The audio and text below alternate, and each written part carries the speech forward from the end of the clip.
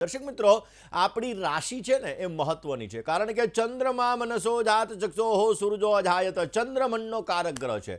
માણસને દગો મળે તો ક્યાંથી મળે? મનથી મળે. મન કોઈ ઉપર વિશ્વાસ કરે અને ત્યારે આપણને દગો મળે છે. દગો મળે ત્યારે પહેલા ઠેસ કોને પહોંચે છે? દિલને તો પહોંચે, પણ મનને વધારે ઠેસ પહોંચે છે. ને એટલા માટે દર્શક મિત્રો, આપણી ચંદ્રની રાશિ દગામાં મહત્વનું કારણ બનતી હોય છે, કારણ કે દગો છે ને એ જ આપણા મન દ્વારા પ્રાપ્ત થતો. એટલે કે ચંદ્ર એ વિશ્વાસનો કારક છે. આપણી રાશિ છે, આપણી રાશિ ઉપર વિશ્વાસ અને ધોકો એટલે કે દગો, આ બધી વસ્તુઓ એના દ્વારા આપણને પ્રાપ્ત થતી હોય છે.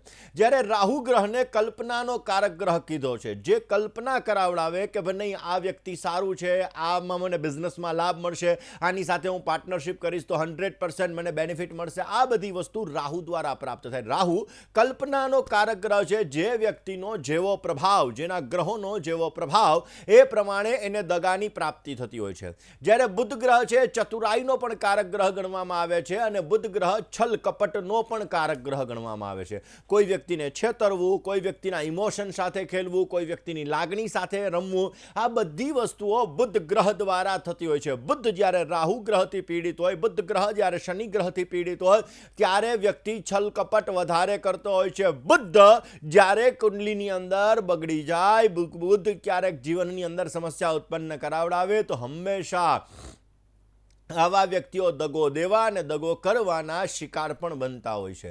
દર્શક મિત્રો, ચંદ્ર ગુરુ એ આપણને દગાથી રક્ષણ કરાવડાવે છે. ચંદ્ર જો તમારો મજબૂત હોય, ચંદ્ર તમારો સારો હોય, તો તમારું મન મજબૂત બને છે. મન મજબૂત બનવાથી તમે દગો ફટકો નથી ખાઈ શકતા, તમને પોઝિટિવ રિઝલ્ટ મળે છે. મજબૂત શનિ પણ વ્યક્તિને દગા ફટકાથી બચાવી લે છે. પરંતુ જો તમારો શનિ સારો નથી, ગુરુ સારો નથી, ચંદ્ર સારો નથી, બુધ તમને તકલીફ આપી રહ્યો છે, રાહુ તમને તકલીફ આપી રહ્યો છે, તમારી રાશિ ક્યાંક ને ક્યાંક પીડિત થઈ રહી છે, તો 100% તમને દગો મળવાના સંપૂર્ણ ચાન્સીસ બની શકે છે. પછી એ પ્રેમમાં દગો હોય, બિઝનેસમાં દગો હોય, હવે કયા પ્રકારનો તમને દગો મળે તમારા ગ્રહોના આધારે ખબર પડે. કારણ કે જ્યારે તમારો કોઈ પણ ગ્રહ છે પરાક્રમ સ્થાનથી એટલે કે ત્રીજા સ્થાનથી દૂષિત થતો હોય તો ભાઈ દ્વારા દગો મળતો હોય છે.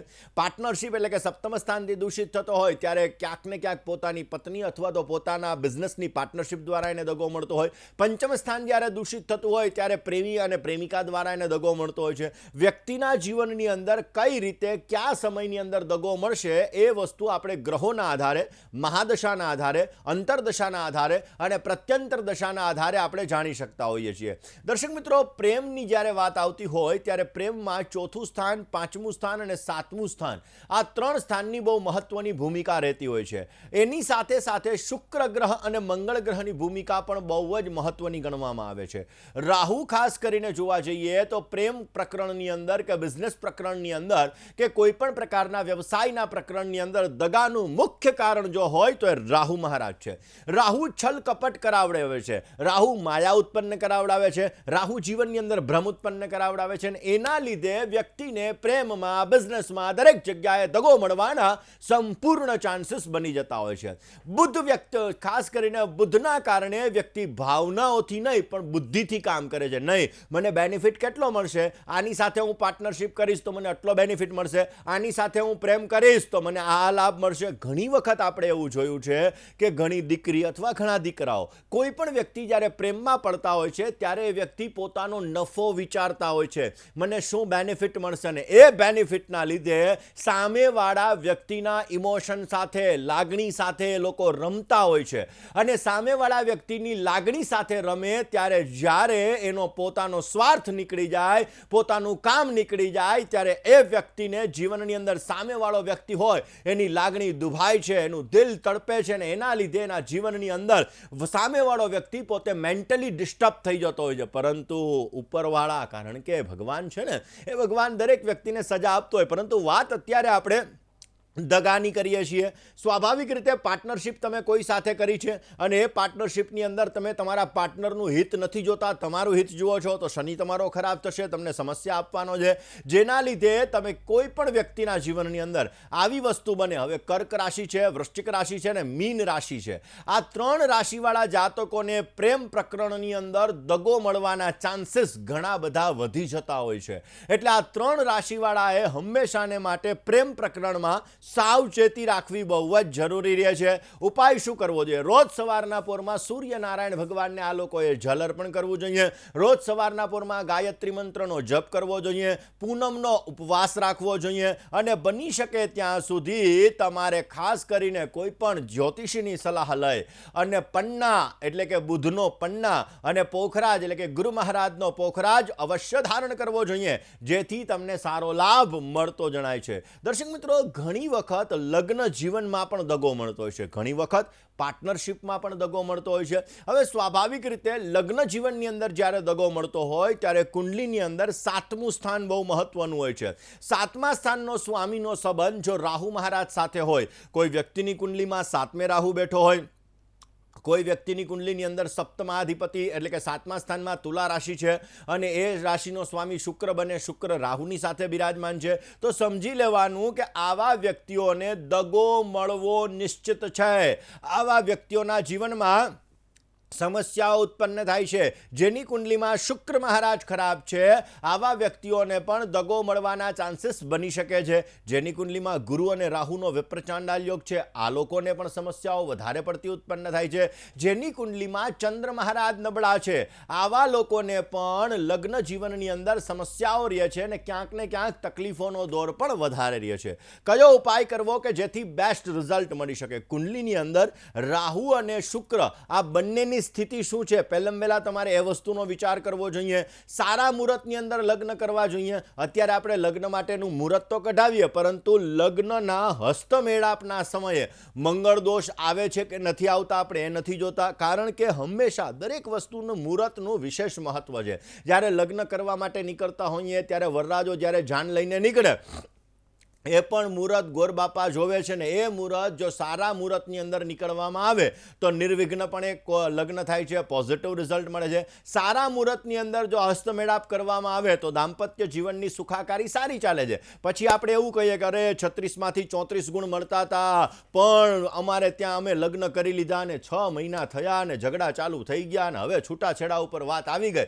આ વસ્તુ આવે તો એનો મતલબ શું છે કે તમે જ્યારે લગ્ન કર્યા છે ત્યારે હસ્તમેળાપના સમયે મંગળ દોષ આવે છે અથવા હસ્તમેળાપના સમયે 7મું સ્થાન દૂષિત થઈ રહ્યું છે.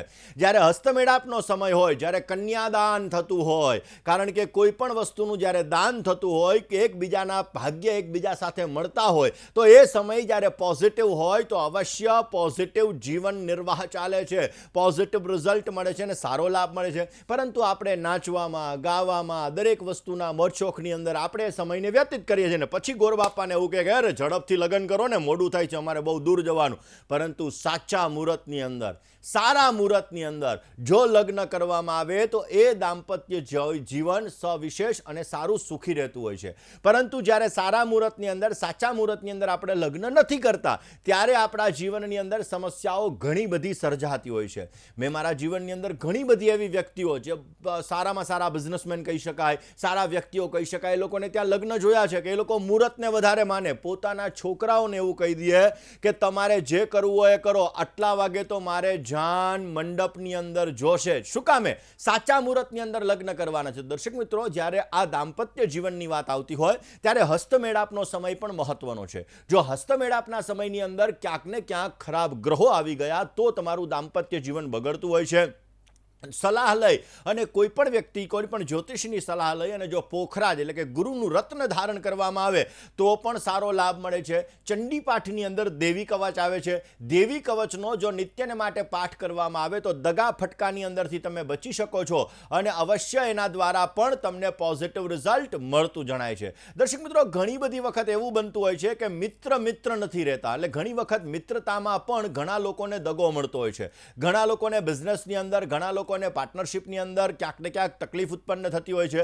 દર્શક મિત્રો, જ્યારે સંબંધોની વાત કરવામાં આવે ત્યારે ગ્રહ, નક્ષત્ર આ બધી વસ્તુઓ જોવી જોઈએ, મહાદશા, અંતરદશા આ બધી વસ્તુઓ જોવી જોઈએ. આ બધી વસ્તુઓ જોયા પછી જ આપણને ખ્યાલ પડે છે કે વ્યક્તિને દગો ક્યારે મળશે, તકલીફ ક્યારે સર્જાશે અને એના જીવનની અંદર સમસ્યા કઈ રીતે ઉત્પન્ન થશે. દર્શક મિત્રો, મંગળ, સૂર્ય અને શનિ આ 3 ગ્રહો પણ ક્યાંક ને ક્યાંક જીવનની અંદર વિશેષ માત્રામાં પ્રભાવ પાડતા હોય છે. મંગળ, સૂર્ય, શનિ, રાહુ આ 4 ગ્રહો દ્વારા જ્યારે 7મા સ્થાન સાથે આ 4 ગ્રહોનો સંબંધ થતો હોય છે ત્યારે પાર્ટનરશિપની અંદર એને દગાનું પ્રમાણ વધી જતું હોય છે. નથી કહેતા મેં પાર્ટનરશિપ કરી, પાર્ટનરશિપની અંદર મને લાભ મળવાની જગ્યાએ ઘણું બધું નુકસાન થયું, પાર્ટનરશિપની અંદર મારે પ્રોબ્લેમ્સ ક્રિએટ થયા. જ્યારે તમારું પાર્ટનરશિપનું સ્થાન બગડેલું હોય, પાર્ટનરશિપના સ્થાન સાથે રાહુ મહારાજનો સંબંધ હોય, પાર્ટનરશિપના સ્થાન સાથે શનિ સૂર્ય મંગળનો સંબંધ હોય, તો સમજી લેવાનું કે તમારે પાર્ટનરશિપની અંદર નુકસાન આવવાનું છે, પાર્ટનરશિપમાં તમારે તકલીફ થવાની છે અને પાર્ટનરશિપમાં તમને દગો મળવાનો છે.